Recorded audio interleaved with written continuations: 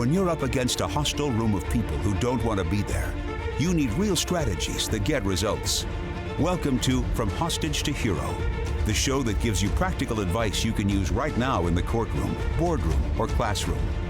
Learn how to move your unwilling audience to one that is invested in what you're saying, eager to participate, and engaged in the process. Learn from the attorney whisperer herself, your host, Sari Delamont. Well, welcome everybody to another episode of From Hostage to Hero. I finally got my shit together and got the most amazing Christy Crowe Childers here today. Triple C, triple threat. You heard me talk about her last month in a podcast with Designing Your Judge. Every time I work with Christy, I learn something new. But today we are going to be talking about her absolutely mind-blowing, brilliant, just utterly trial-changing damages house. You've probably heard about it. And if you haven't, well, you're behind because this is the new thing sweeping the nation. Christy, welcome. Thank you for being here. Thank you. I'm so excited to share this idea with more people. Yes, absolutely. And you've got a book coming out on this too, as well, with Trial Guides. Is that right? That's right. Any date that we know that might happen? So I have a year to write the book, so probably next fall. Okay, that'll be way amazing. We'll have to do another podcast when it comes out. Christy is on the H2H faculty. She's our trucking expert. She runs a trucking case roundtable every month in the H2H playground. Her calls are oftentimes better attended than mine, so that tells you a lot. And she's also a board certified trucking lawyer. The name of your firm, Christy? Childers and McCain. Childers and McCain. And she's also a former mastermind client of mine. So she has been through the program with me personally. So I love Christy. I love that you're here. Let's get into it. Why do we, before we talk about what a damages house is, what is our problem with damages in general from your point of view as trial lawyers? What are we doing wrong when it comes to damages? So, as you know, putting a dollar figure on the things in life that don't come with a price tag is so hard. You know my story about I called my dad and I was like, hey, Dad, I'm going to trial next week. I'm going to ask you a question you have to answer. You can't say no. And he's like, all right, what is it? And I said, Dad, if you had to put a dollar figure on my life, what would it be? And he said, I'm not doing that. And I was like, but you said you would put a dollar figure on it. And he said, your job is strange. And then, right, it's so true. It is so true. And so then I go to my sister and she was like, well, she answered right away. She was like, well, I guess I would take what you make, how much money you make, and multiply it by how long you be alive. And I was like, no. Not talking about money, the value. And so I said value. And I said it like with more emphasis, like that would work of my life. And she's like, well, I don't know then. And then I asked my little boy and he said, Mom, all the money I will ever make. And he said, no, all the money in the world. And so to me, that highlights the three main problems we have with jurors. Either they won't do it, they feel like they can't do it because they don't have a logical basis for it, or third, they just have no way and they feel like it's so hard to concretize the abstract principle of pain and suffering. And so what we do is we use your price versus value, brilliant voir dire, and then in opening, we bring that together with a framework that concretizes this abstract principle. So finally, the jury feels like, I can do that. Yeah, because I think you're absolutely right. Is one of the things that I just did a training in the crew yesterday on money, and I was saying that price is how much something costs and value is how much we care, right? So something you value a lot because you care about it, your grandmother's brooch or your mom's recipe for something, right? I may not value because it's not valuable to me. But to you, it has a lot of value. So they're two different concepts altogether. And what I love about the damages house is it kind of brings them together in a way that the jurors are like, okay, here's a frame. Here's a way that I can think about this that uses another thing that's easier to evaluate and apply it to the situation. What we try to do with price versus value is say they're two separate things, right? Your economic damages come with a price, and those are easy because you can check our receipts, you can check our math, you can check our invoices. The other one's harder. These are things that don't come with a price tag, but that have value. And as we know, as plaintiff attorneys, is that the non-economics are where the money is and where the value is. Honestly, not just more money in our pockets and our clients' pockets, but it's really the meaning. This is what this means to this person and this client and all of the things. Before we go in, we talk about some details on the damages house and what it is. We also talked before we got a recording here about how we spend so little time on damages. Talk to me about Right. that and your thoughts on that. Yeah, I mean, like you said, that's where the money is. And myself included, I've done this in cases. We spend 90% of our time stressing about liability and preparing for liability. And then a lot of times in the past, it was almost like an afterthought. Oh, I need before and after witnesses. Who have we listed already in discovery? Let's see who else we can get. And so the approach that I'm taking now is whether you have me involved or you have somebody at your firm, have a damages specialist, somebody who is just focused on damages so the rest of your team can worry about liability while this other person is going out harvesting the stories from the client's people, the people who they care about, to tell them the story so that the client doesn't have to shoulder as much of the story at trial, right? Mhm. I love that. And if you're not able to do that, you got to spend the time there. Right? I can't tell you how many times as a consultant I will ask the questions, because it comes into my office and I'm like, well, how are they defending this? Or what are they saying about that? And boom, boom, boom, boom, boom. You can give me the answers all day long. And then I'll be like, well, what does the client say? Or what is their life like? And they're like, oh, I didn't ask that. How long have they been married? Oh, you know what? I don't know. What's the name of their kids? You know what? I never asked. And it's like, really?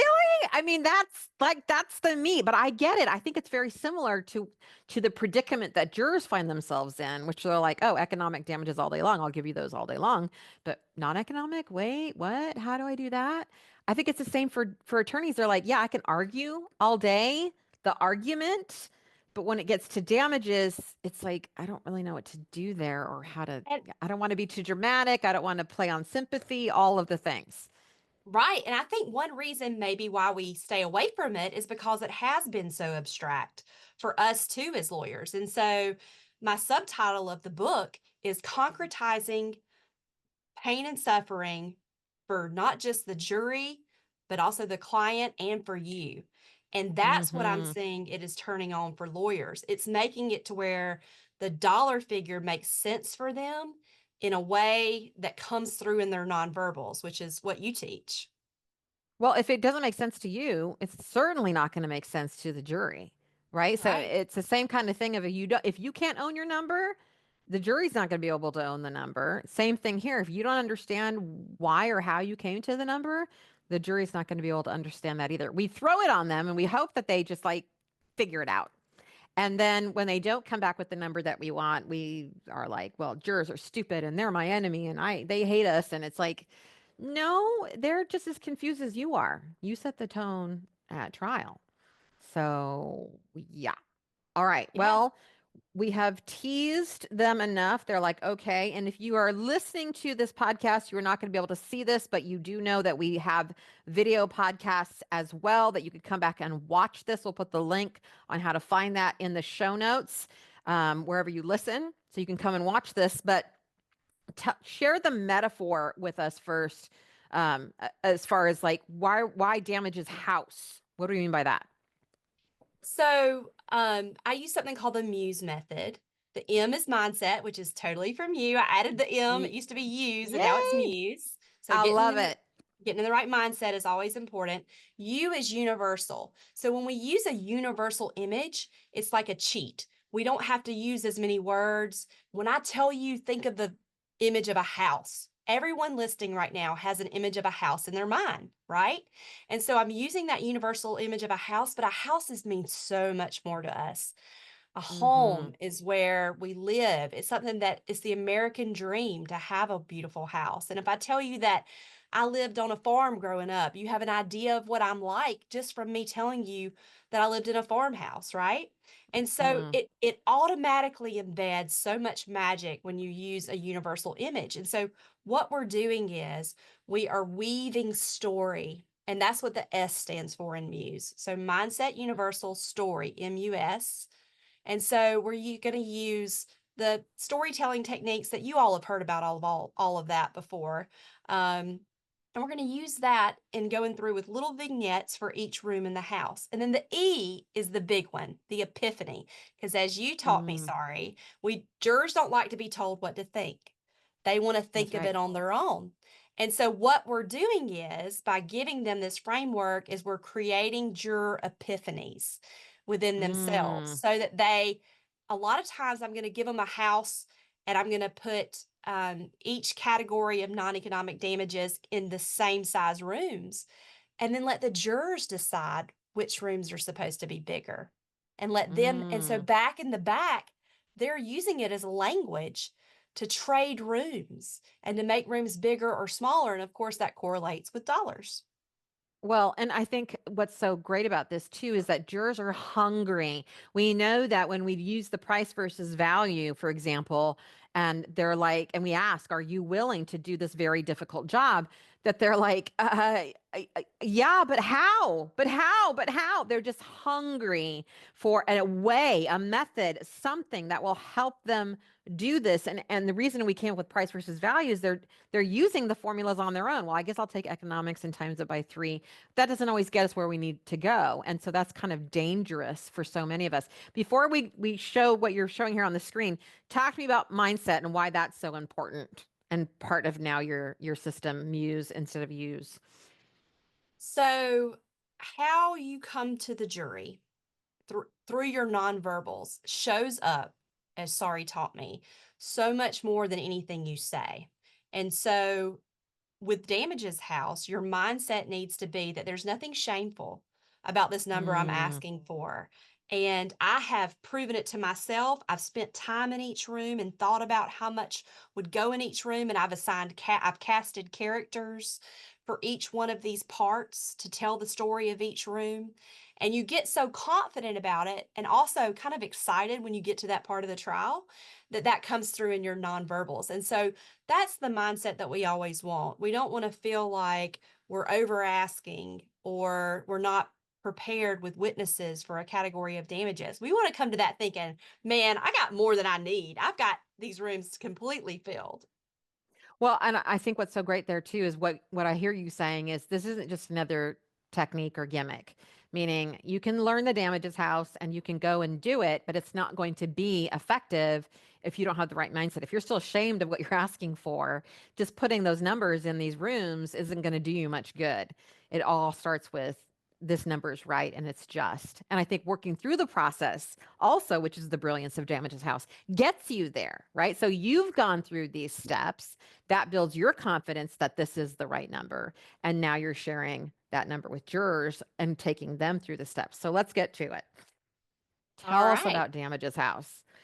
Yeah. So I started in opening and I say in every trial, you're really just doing two things, trying to figure out what went wrong and deciding how to make it right.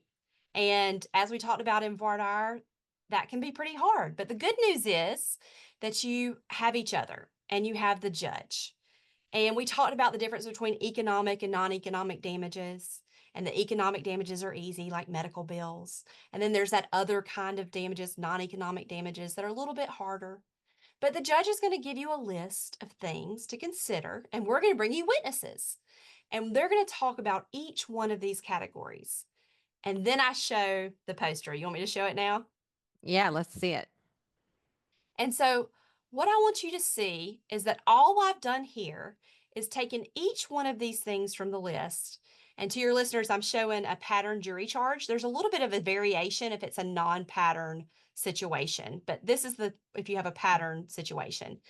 And so what I want you to see, jurors, is that each one of the things on this list, all I have done is put them into a room of a house.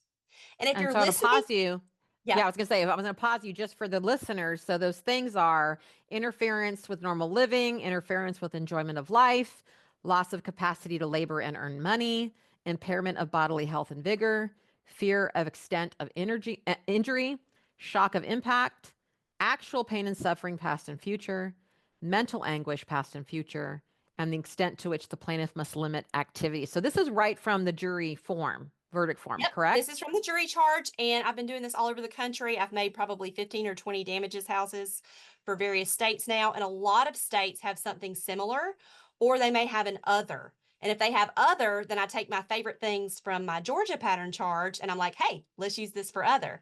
And so what I'm doing is I'm building damages houses, but the wonderful thing is how creative you can be with this. You don't need me to you can look at your charge and create your own damages house. And maybe fear of extent of injury is a really big one for you.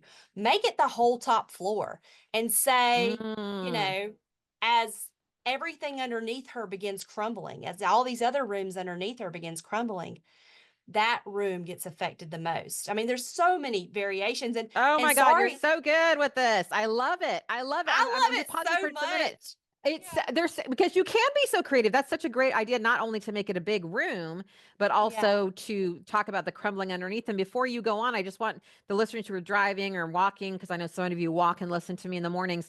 What we've got is a square that's been divided into 9 smaller squares and with a roof on the top. So right now, what we're looking at is something that has 9 equal rooms, but I love your idea of taking it for your actual trial and deciding which room is bigger or less. I love it. Yep. Or you Bigger, could leave it smaller. up to the jury. And another way I like to think, if you're listening, another way to think of it is like think of it like a tic-tac-toe board. And then you draw a box around the whole tic-tac-toe board. And then you put one Perfect. category of damages in each box. So And you've got so, and you haven't written out the whole. I mean, you have, but in smaller, you have interferes with, and then really big. Normal living is one of the rooms, and then yeah. you have interferes with, and then in big writing, enjoyment of life. So it's And really beautiful how you've taken something so like here's this list that they're going to see with a bunch of thousands of other words on this verdict form, and put it into a house. I love it. yeah, and I make that part of it too. I say, and let me show you this. Like, this is all pain and suffering. So when we're talking about pain and suffering, we're not talking about just actual pain and suffering. Because let me show you right here is actual pain and suffering. And it's just one room in the house. All of these things are pain, make up pain and suffering. And something else I want to point out is it doesn't say you can't enjoy life at all. They're going to show a picture of her going to the beach with her family. It doesn't say she can't go. Look at the top. It says interferes with enjoyment of life, loss of capacity to labor and earn money. In You're this so state, fucking brilliant, Christy. in I just this need to. I'm just state, sorry. I just need to I love you exclaim so much, that. sorry. I But love in you. this state, we value every bit of loss of capacity, not just complete loss. I mean, just And listen to what you just said. In this state, you just so wrap them up in a group now of this is what Georgians love, and how we show that is by. I mean, just you're just wrapping it all in. I don't know how anybody ever says no to you. They shouldn't. They should be shot. But oh my gosh, beautiful, beautiful, beautiful. So and what then we else do go we need to know? into, yep, so then we go into, and this is what we call our damages house, and it helps some people. And one way to think of it is like appraising a house. If you are going to have to appraise a house, and a lot of times, sorry, my guys on the jury or my engineer types, they really like this. And so a lot of times my women on the jury or my guys who are more prone to like story, they like the vignettes. The engineer types like the appraisal analogy. So one way to think about it is this. If you were going to have to appraise a house, right? You would have to put a value on every room in the house, and you wouldn't leave any rooms out. And that's what we're going to ask you to do here. Let's say the White House burned down, okay? The intern's room in the basement is not worth as much as the Oval Office, and that's maybe like what you decide back in the jury room. And then at the end, we're going to link it to each room, to the evidence, and we're going to go in and we're going to say now, and When sorry, you say the end, do you mean the end of opening or end of trial? end of opening. So like Okay. in the opening, I'm going to do my gesturing that Sorry teaches, my good gesturing. And we don't repeat the rooms because the jury can see it and you've already gone through them, right? Mm-hmm. You just gesture and look where you're gesturing to the room and you say, the mother is going to show you this. And I'm gesturing in pretend to interference with normal living. When she talks to you about how he can no longer use the bathroom alone and I how love how you embarrassing now that are putting like witnesses with the rooms. Here's who's going to tell you about this room. Oh my God, I Yeah. love that. And, she's disfigured. And so you're going to have Dr. Smith come in and talk to you about that. And so the reason why I added the doctor there is I want you to also see that the doctors, not just your lay witnesses, but also your medical testimony can talk about actual pain. They can talk about disfigurement, scars, limiting of activities. Your doctors can also help fill your rooms. And so I literally suggest that people take pictures of every one of their witnesses and their doctors, get it from the internet or from your video depot, and in a PowerPoint or however you want to do it, have your damages house in the middle, have your witnesses around it, and draw lines to show who's going to go into which room to keep you oriented. Do you have a picture of that? I know I you do. have in the past. Oh, do you? Oh, Yeah. great. I would love if you would show that. This is just It may so take me a minute to well find thought it, but out. I'll bring it up. No, that's just beautiful. As you're looking for that, let me ask you this. Are you assigning a number? I know you've been saying several times here, is it, or you can let the jury. So what Yep. you can do it both ways, I guess is what I'm hearing from you. Right. So part 6 is assigning value to the rooms. This is part 6 of the damages house opening. And I say, at the end of the case, we will suggest to you a value that after having been on this case for years that we place on each room. And it's going to be a big number, folks, because as we will prove, the things that don't come with a price tag are the most valuable of all. And in this case, to us, that number is $90 million. And of course, some of you are probably thinking, I don't get to do that. I can't say that in the opening. And so just leave off the last one. Just say, we will prove that the things that don't come with a price tag But are the most valuable of most all. people can do it. Most jurisdictions you can, and people just don't want to. So I'm just going to say, do it if you can. Do it if you can.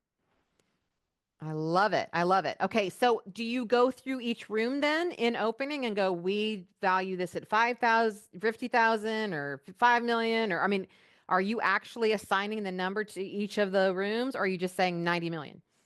Okay, so in opening, I just say the number. And then at the end, I assign a value to each room.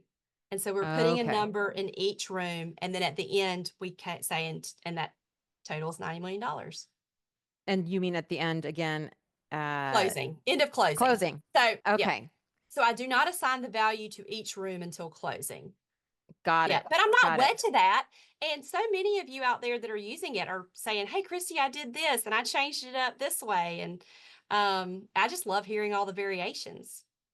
I love it too. I mean, I learned so much from all of you that people are like, this method is amazing. I'm like, this method couldn't have been made without all of you and me being in your cases and learning all the cool things you guys were doing. Do you have it yet? If not, I'm going to ask you another question. Have you found it yet? Yes, I did. I just got to figure out how to screen share. There we go. Can you see it? Yes, it's small, but we can see it. So I love this. So talk me through this one. Okay, so this is when I consult with people, this is how I lay it out for them. So what I've done is I've gone and I've done full-blown interviews of each one of the before and after witnesses, and I've note carded it. So I've got it down to where it would just fit on a note card so you can have them up and down super quick as your witnesses on direct. And what I've done is I've drawn a line to remind you which room this witness is going to prove and how they go together. And so at trial, you will not have lines on this pointing to each room. Instead, those are going to be your hands. You're going to use your hands to show that. This is just to keep you aware of what goes where. This is not something I would show the jury at all.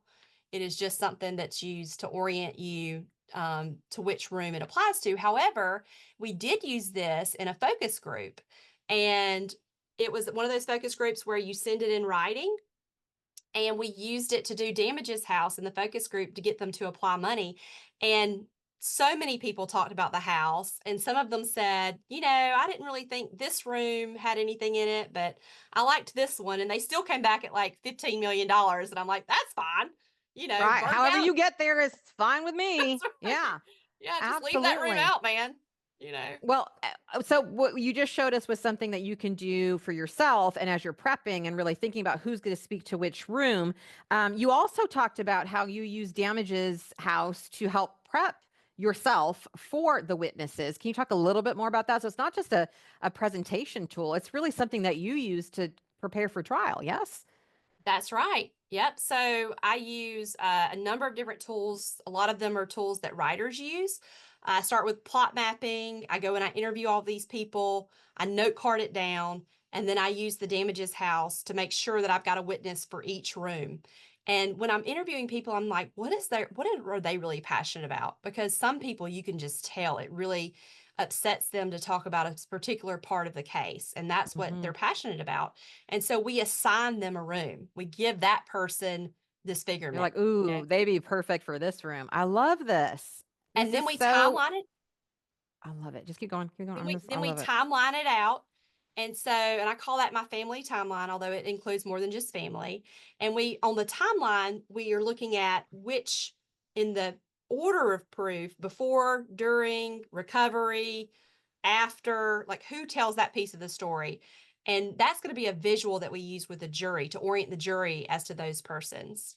So, and we don't have time to get into that, but Christy has the most amazing timelines. They're not what you think of. They're like different types of timelines that don't just go from left to right. And so there's a very unique way that you deal with things in time as well, because you're brilliant. So talk to me now about how you bring it back in closing. So you're using it to prep, you're using it as you're interviewing witnesses, and you're thinking about who should be in what room. And well, before we get to closing and before we even get to opening, between the interviewing process and kind of organizing all your thoughts, how do you come to the number? The 90 million or whatever. I mean, I'm assuming this will also help you figure out what the right number is for the case. Yes? Well, usually I talk to you about it and then you're like, double it.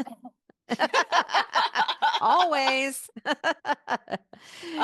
then I start thinking about like, okay, can I go there? Because you're always like just encouraging us to think bigger, and what we've seen is you don't get if you don't ask, and That's asking for a bigger number a lot of times.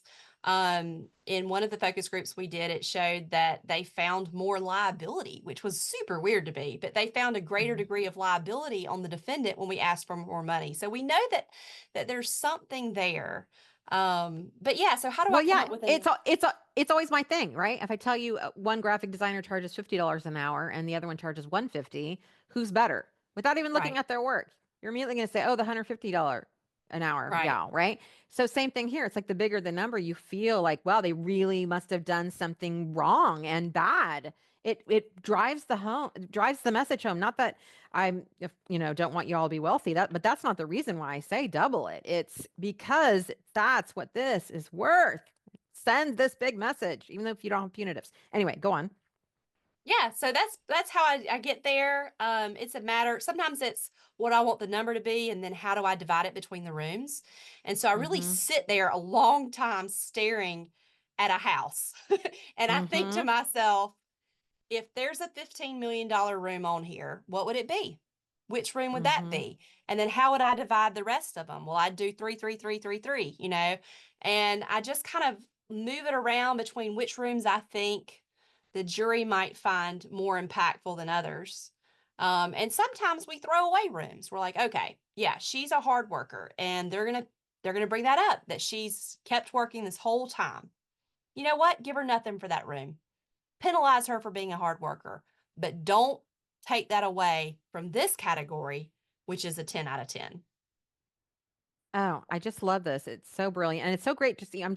Yes, it's great for the jury, but I'm just thinking for the attorneys out there that are like, I have no idea how to even approach this in my own brain. It's such a great container for like throwing everything in and then helping organize it in your own mind. Even if the jury ends up doing something different with it, it's so great for that. All right, let's talk about close, because though you don't do damages house in voir dire, you're using the price versus value there to start that conversation. Yes.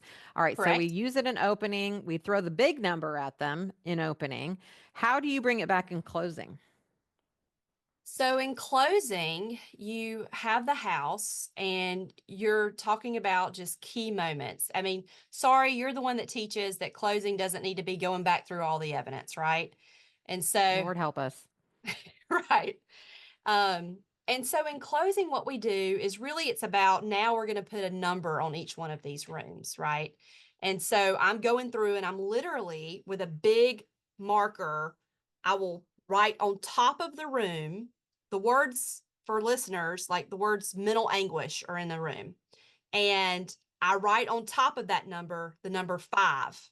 And 5 means 5 million. you Mhm. know, and I put a 5 in the next room and I write it in a big red marker, 5. And I'm like filling up all my rooms with the numbers. And then I say, and together that is $90 million, And so I love it. I love it's it. just one But part. It's the ask, but it's also at that same time, I do want you to walk a little bit back through the rooms and just do highlights absolutely. of key Hmm. moments, right? Yep. And what I love too is that you're not doing 5 comma 000 comma 0, right? Because the jury sees all of those zeros and it just feels really big. But when you're doing 5, just number 5, Yeah, right? it's a It 5. just feels like, oh, 5 out of 5, 5. 5, right? So it feels much more. I know a lot of times I've seen defense attorneys put up numbers and they will put the cents on there too, just so the number looks really big. Well, this is what the plaintiff is asking, and so this is actually if they're even thinking that far ahead. But this is the opposite, and I think that really serves you as well. Um, Anything else we need to know about the damages? I could talk about this all day. This is just so fucking brilliant. I just think the key takeaways are have a damages specialist on your team, someone who is just focused on that so you can worry about the liability, somebody who can go and collect all these stories, get them involved early so that this becomes a major part of your work. Play with it. Let it help you become creative. I love seeing your creative ideas. Let me know how you changed it. And then lastly, I would say, just go with it and see where it takes you. I love it. I love it. It's hard to screw it up. I think you've made it so easy. Are you consulting with people on damages house? Is that something that you're doing, or are you just kind of putting this information out there and going, hey, use it and have fun with it? Yeah, so as you said, I'm a board certified trucking lawyer. And so my cases that I have myself are trucking typically. However, I am damages counsel in all kinds of cases. The case that I'm trying next year is a medical malpractice case. Especially in those cases, our lawyers need to focus on liability so I can go and do my thing on damages. And so any type of case, I get brought in as damages counsel, and the lawyers then don't have to worry at all about damages at all. And I typically do the ask in closing as well so that they don't have to worry about asking for the money. I love it. And so, how can people get a hold of you if they want you as damages counsel? Well, they can email me, Christy@childersmccain.com, or give me a call, or they can join the crew where they can talk to me anytime. That's right. I was just going to say, if you're in the crew, you get access to Christy. She's also active in our Facebook group when people have questions. And so, yes, that's obviously go to sorrystories.com/play and get on the wait list for when we open again. We'll put Christy's contact information in the show notes as long as she's okay with that. And I'm telling you right now, I'm going to steal Christy to come and do. She's already done a training for our crew, but I think you should do like a whole video course on this step by step, and we should just get it out in the world. I think people would just love that. If you're not watching and you're listening, then you do not see that Christy is in her closet, which is my dream closet. It's amazing. But the one thing I will say is, what is up with all the fucking beige and black shoes? You have nothing in there that is excitingly like shocking pink or anything. And so that is my next assignment for you, is get some Okay. shocking. shocking pink shoes, you know, Forte, that's my old business name. H2H pink, which is right behind me. So any of those colors would be fine, Christy. You can get any of those behind me. I love you. I love this. I think it's brilliant. The one thing I will end on is I know a lot of you are already using this, and some of you are even talking about this in CLEs and how you used it. If I find out that you are doing that and you are not crediting this most amazing woman, I will come and find you myself. And I do not want to say on a podcast what I will do to you. Stop stealing credit for this. I know it's great, but give credit where it is due. Christy is the most generous person out. I am too. We want you to take all this shit and go out there and win everything you can possibly win. None of us are like, don't use this stuff. That's why we're sharing it with you. But give credit where it's due. People, don't make me come after you. Nobody puts Christy in a corner. Nobody. So give her credit when you use this most amazing thing. Christy, thank you so much for being here. I love you. I adore you. Thank you for this gift that is you were giving to Plain Patrice. It's amazing, amazing stuff. Thank you so much. Yeah. Thank you for having me. You're so welcome.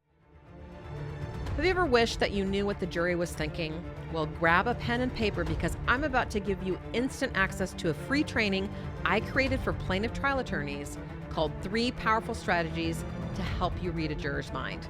It's going to help you to understand what the jury is thinking so you'll feel confident to trust them and yourself in the courtroom. Ready for the address? Go to sorryswears.com/jury. Enjoy!